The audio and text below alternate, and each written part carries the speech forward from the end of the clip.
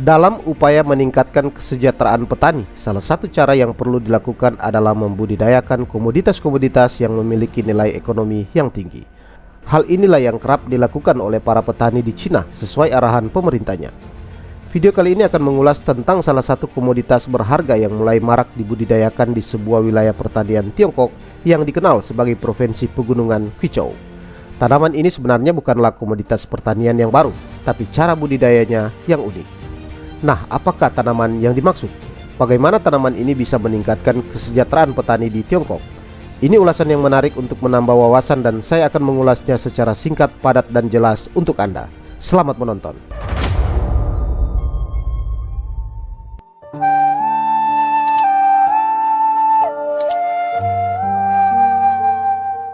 Guizhou adalah sebuah provinsi pedalaman di Tiongkok yang sebelumnya terisolasi karena aksesnya yang sulit dengan barisan pegunungan dan lembah yang terjal. Namun belakangan pemerintah Tiongkok berhasil membuka akses ke daerah pedalaman ini dengan membangun berbagai megaproyek jalan, jembatan, airport, pelabuhan yang sebagiannya memecahkan rekor dunia sebagai yang terbesar, terpanjang, dan lain-lain. Setelah membangun berbagai megaproyek infrastruktur penting di Guizhou, pemerintah Tiongkok mengklaim bahwa daerah ini mengalami pertumbuhan ekonomi tercepat dalam 1 dekade terakhir, mengalahkan provinsi-provinsi lainnya dan berhasil mengentaskan kemiskinan secara absolut di Guizhou, di mana salah satu sektor ekonomi yang berkembang di sana adalah pertanian.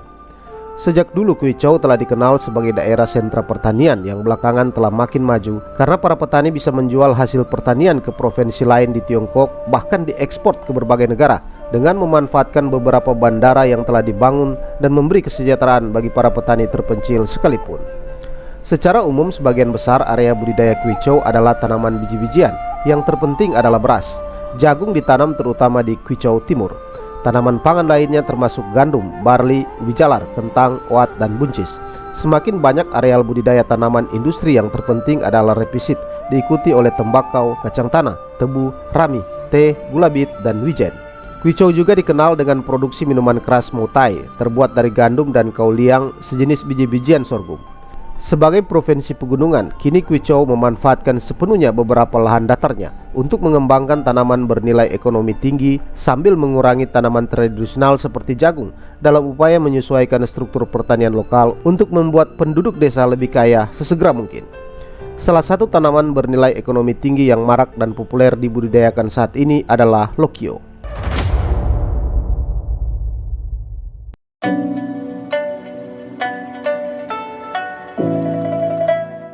Berdasarkan catatan Wikipedia, lokio dengan bahasa Latin Allium squenoprasum yang populer di dunia barat dengan nama chives, di Tiongkok dikenal dengan nama kucai Cina, adalah jenis tumbuhan yang biasa digunakan sebagai bahan makanan.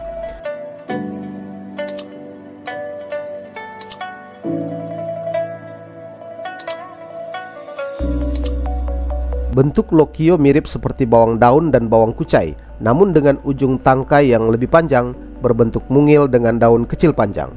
Nah, mungkin Anda berpikir mengapa kucai di Cina menjadi salah satu tanaman berharga?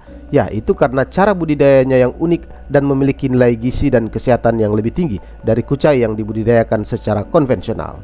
Anda akan segera mengetahui seperti apa cara budidayanya yang unik, namun sedikit saya berikan informasi secara umum tentang komoditi kucai Cina ini. Kucai Cina biasanya digunakan sebagai campuran asinan ataupun beberapa masakan. Di Indonesia umumnya menyebut sayuran ini dengan nama lokio, tetapi ada juga yang menyebutnya dengan sebutan bawang Batak karena banyak ditemukan pada masakan-masakan khas Batak, salah satunya arsik. Namun seiring dengan berkembangnya zaman, lokio, kucai Cina, atau bawang Batak ini juga digunakan pada masakan lainnya, seperti bahan masakan untuk menumis ayam, ikan, dan daging. Mungkin ada nama lain di tempat Anda, silakan tulis di komentar. Kita kembali ke Tiongkok. Seorang petani di daerah Puding, Tiongkok biasanya hanya memperoleh 3.000 yuan atau sekitar 423 US dollar per tahun dari menanam jagung di lahan seluas 2.000 meter persegi miliknya. Namun dia sekarang menghasilkan 10 kali lebih banyak setiap tahun setelah menggunakan tanahnya untuk menanam kucai Cina, tanaman rempah yang populer di Tiongkok. Kucai Cina yang bisa dipanen 2 atau 3 kali setahun ini lebih menguntungkan daripada jagung bagi petani di daerah ini. Nilai hasil tanaman lokio per hektar bisa mencapai setidaknya 300.000 yuan, lebih dari 20 kali jagung dan 10 kali hasil beras. Dengan ketinggian rata-rata 1400 mdpl, lahan di Puding memiliki suhu yang relatif rendah, tanah yang subur, dan air yang cukup sehingga cocok untuk menanam kucai. Petani sekarang menerima sekitar setengah pendapatannya dari koperasi pedesaan setempat yang mengumpulkan dan mengolah tanah penduduk desa, sementara mendapatkan sisanya dengan bekerja di koperasi yang dikenal sebagai basis penanaman kucai. Beberapa penduduk desa bahkan dapat memperoleh dividen dari keuntungan perusahaan yang bekerja sama dengan koperasi desa setempat untuk mengumpulkan dan menjual lokio yang sudah jadi. Seorang penduduk desa Huaxin kini memiliki pendapatan tahunan lebih dari 40.000 yuan berkat saham yang dibelinya dari perusahaan penanaman desa pada tahun 2016. Setiap tahun ia dapat memperoleh dividen sebanyak 10.000 yuan. Nah, ini menarik. Langkah-langkah pembangunan pertanian di Kabupaten Puding yang mempromosikan kerjasama antara penduduk desa, masyarakat, dan perusahaan telah menyediakan 20.000 pekerjaan bagi penduduk setempat. 65% diantaranya sebelumnya adalah petani miskin. Terlihat ada upaya yang jelas dari pembangunan pertanian di Tiongkok melalui hilirisasi yang terintegrasi antara petani dan koperasi serta perusahaan. Mungkin ini juga bisa menjadi input penting dalam memajukan pertanian Indonesia. Bagaimana pendapat Anda? Dengan model seperti ini dilaporkan bahwa pendapatan tahunan setiap penduduk meningkat rata-rata lebih dari 3.000 yuan dan kemiskinan kabupaten ini telah turun. Statistik menunjukkan bahwa Kabupaten Puding memiliki lebih dari 40.000 km persegi lahan untuk menanam lokio yang dapat menghasilkan 750 juta yuan setiap tahun. Kesejahteraan petani juga didorong oleh revolusi industri pedesaan di seluruh negeri yang mulai diubah dari produksi terdesentralisasi menjadi produksi skala besar yang berorientasi pasar, sehingga memberikan pengaruh penuh pada skala industri. Pertumbuhan tanaman tradisional dengan manfaat rendah mulai dikurangi, sedangkan produksi tanaman komersial yang cepat dan efisien terus didorong untuk dikembangkan dan dikomersialisasikan dengan skala pasar yang terukur.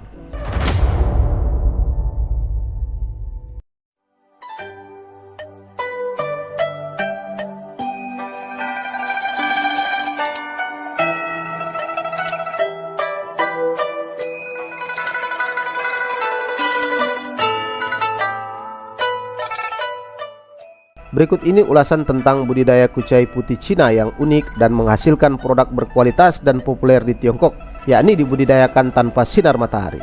Karena kucai tumbuh dari akar daun bawang abadi dan tumbuhnya sepenuhnya dalam gelap tanpa sinar matahari dan tidak dapat mensintesis klorofil, sehingga berwarna putih atau kuning cerah dan memiliki nilai gizi yang lebih tinggi.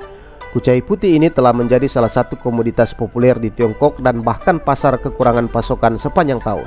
Siklus pembudidayaan kucai putih yang singkat hanya membutuhkan waktu lebih dari 10 hari hingga panen, memberi keuntungan tersendiri. Kucai putih hanya menunggu daun bawang ditanam menjadi tua, lalu potong daun bawang di tanah, lalu ditutupi dengan tabung khusus. Saat ini 100.000 MU kucai telah ditanam di Kabupaten Puding, menyediakan lapangan kerja bagi hampir 20.000 orang dan menggerakkan 13.000 rumah tangga miskin untuk meningkatkan pendapatan per kapita mereka lebih dari 3.000 yuan. Buat Anda yang ingin mencoba membudidayakan kucai Cina dan mendapatkan manfaat gizi dengan budidaya seperti ini, saya lampirkan informasi penjual bibit kucai Cina di kolom deskripsi video ini. Demikian informasi singkat ini, semoga bermanfaat dan sampai jumpa.